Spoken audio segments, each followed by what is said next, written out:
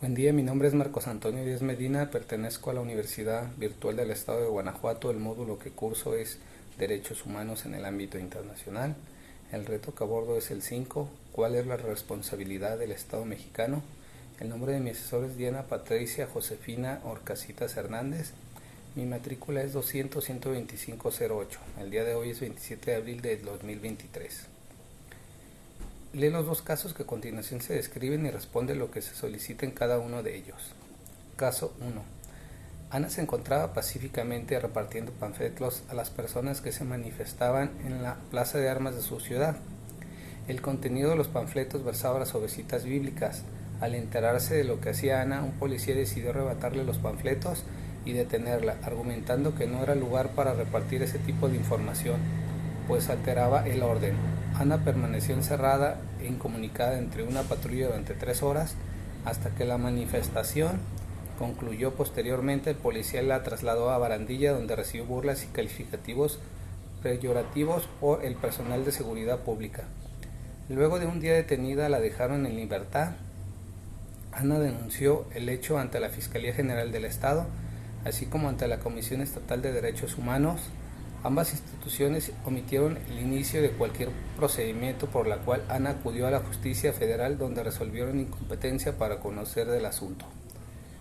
2 años después, Ana presentó su caso ante la Corte Internacional de Derechos Humanos.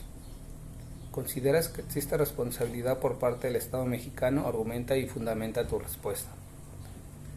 Claro que sí existe responsabilidad por parte del Estado mexicano, ya que fue detenida durante 3 horas, incomunicada y posteriormente encerrada, donde además recibe burlas y comentarios groseros por parte del personal de seguridad pública.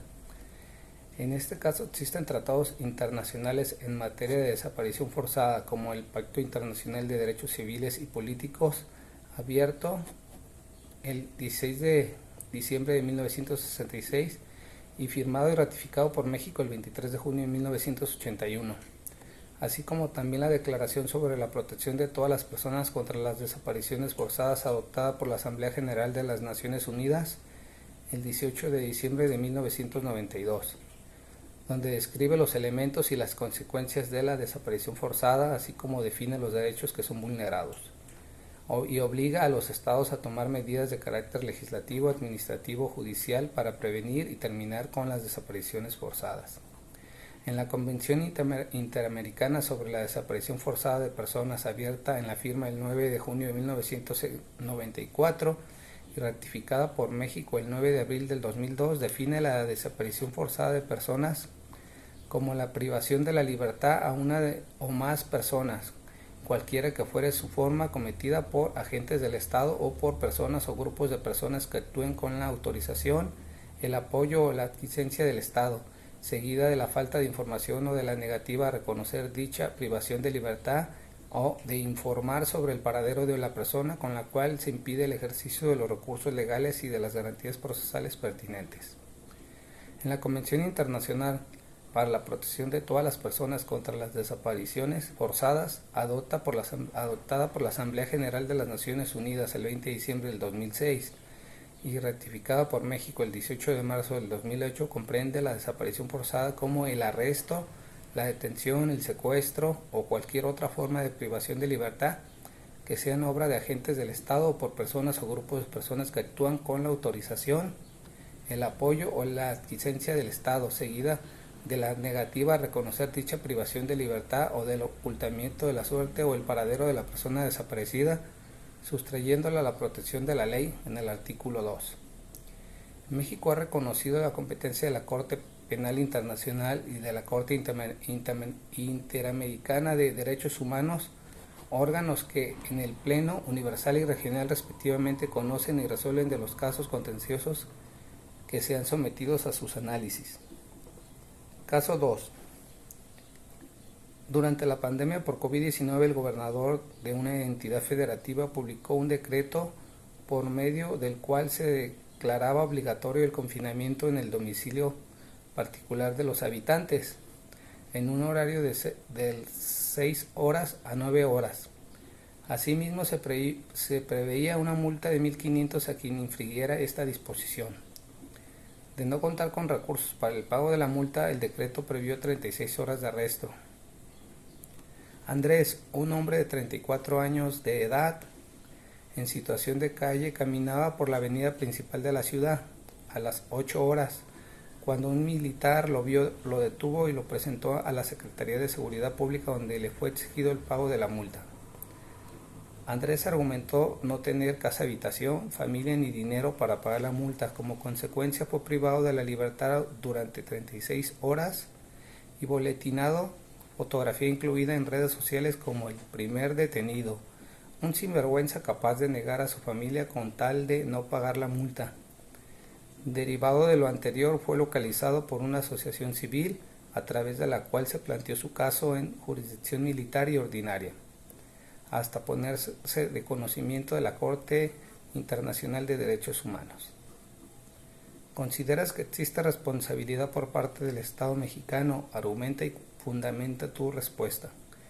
Claro que sí existe responsabilidad por parte del Estado mexicano, ya que la entidad federativa decreta que sea obligatorio el confinamiento, de detener a la gente casi todo el día encerrados en sus casas y, por si fuera poco, una multa a quien infrinja esta disposición. Por otro lado, el gobierno federal no ha decretado dicho confinamiento. Primeramente, existen violaciones a los derechos humanos en materia de discriminación racial por restricción de libre circulación al señor Andrés, así como también desaparición forzada a esta persona al arrestarlo privándole de su libertad por agentes del Estado, que en este caso es el militar. Existen derechos que se estipularon en la Convención Internacional para la Protección de todas las personas contra las desapariciones forzadas. En su artículo 2 nos dice: a los efectos de la presente convención se entenderá por la desaparición forzada el arresto, la detención, el secuestro o cualquier otra forma de privación de libertad que sean obra de agentes del Estado o personas o grupos de personas que actúen con la autorización, el apoyo o la licencia del gobierno, seguida de la negativa a reconocer dicha privación de libertad o del ocultamiento de la suerte o del paradero de la persona desaparecida, sustrayéndola a la protección de la ley.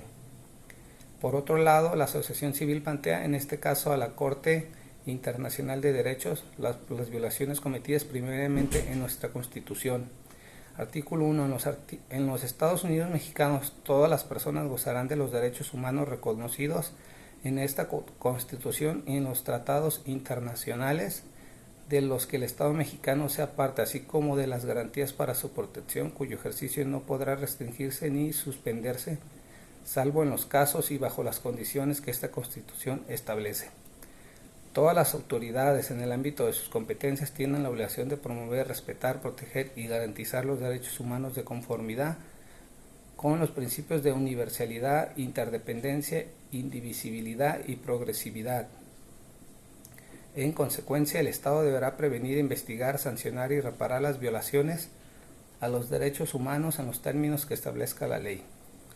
En conclusión, no basta con asignar un tratado internacional para que los derechos humanos en él reconocidos se garanticen de manera plena.